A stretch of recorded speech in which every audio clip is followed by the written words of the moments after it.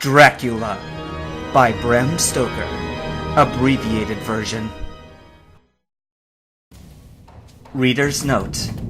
Using Mina's hypnotic connection with Dracula for guidance, the vampire hunters chase him from London all the way back to Transylvania. It takes them a full month, traveling by sea, railroad, and land. But on the final, fateful day, they at last catch up to the gypsy cart containing his hiding box. The vampire hunters force the gypsy leader to stop and prepare to assail the cart. This event is chronicled from Mina's perspective. Mina Harker's journal, 6th of November.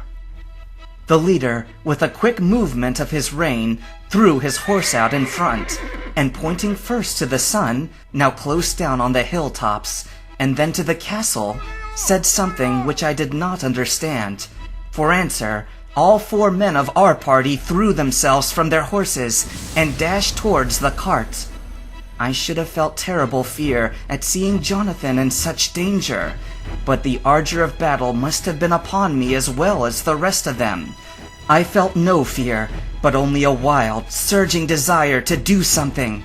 Seeing the quick movement of our parties, the leader of the gypsies gave a command. His men instantly formed round the cart in a sort of undisciplined endeavor, each one shouldering and pushing the other in his eagerness to carry out the order. In the midst of this, I could see that Jonathan, on one side of the ring of the men, and Quincy on the other, were forcing a way to the cart. It was evident that they were bent on finishing their task before the sun should set. Nothing seemed to stop or even to hinder them. Neither the leveled weapons, nor the flashing knives of the gypsies in front, nor the howling of the wolves behind, appeared to even attract their attention. Jonathan's impetuosity and the manifest singleness of his purpose seemed to overawe those in front of him. Instinctively they cowered aside and let him pass. In an instant he had jumped upon the cart, and with a strength which seemed incredible, raised the great box and flung it over the wheel to the ground. In the meantime, Mr. Morris had to use force to pass through his side of the ring of Zagami. All the time, I had been breathlessly watching Jonathan. I had, with the tail of my eye, seen him press desperately forward, and had seen the knives of the gypsies flash as he won a way through them. And they cut at him. He had parried with his great Bowie knife, and at first I thought that he too had come through in safety. But as he sprang behind Jonathan, who had by now jumped from the cart, I could see with his left hand he was clutching at his side, and that the blood was spurting through his fingers. He did not delay notwithstanding this, for as Jonathan, with desperate energy, attacked one end of the chest, attempting to prise off the lid with his great kukri knife, he attacked the other frantically with his Bowie. Under the efforts of both men, the lid began to yield. The nails drew with a quick screeching sound, and the top of the box was thrown back. By this time, the gypsies, seeing themselves covered by the Winchesters and at the mercy of Lord Godalming and Dr. Seward, had given in and made no resistance. The sun was almost down on the mountaintops, and the shadows of the whole group fell long upon the snow. I saw the Count lying within the box upon the earth, some which the rude falling from the cart had scattered over him. He was deathly pale, just like a waxen image, and the red eyes glared with a horrible, vindictive look which I knew too well. As I looked, the eyes saw the shrinking sun, and the look of hate in them turned to triumph. But on the instant came the sweep and flash of Jonathan's great knife. I shrieked as I saw it shear through the throat, whilst at the same moment Mr. Morris's Bowie knife plunged into the heart. It was like a miracle, but before our very eyes, and almost in the drawing of a breath, the whole body crumbled into dust and passed from our sight. I shall be glad as long as I live that even in that moment of final dissolution, there was in the face a look of peace, such as I never could have imagined might have rested there. The castle of Dracula now stood out against the red sky, and every stone of its broken battlements was articulated against the light of the setting sun. The gypsies, taking us as in some way the cause of the extraordinary disappearance of the dead man, turned, without a word, and rode away as if for their lives. Those who were unmounted jumped upon the leader wagon and shouted to the horsemen not to desert them. The wolves, which had withdrawn to a safe distance, followed in their wake, leaving us alone.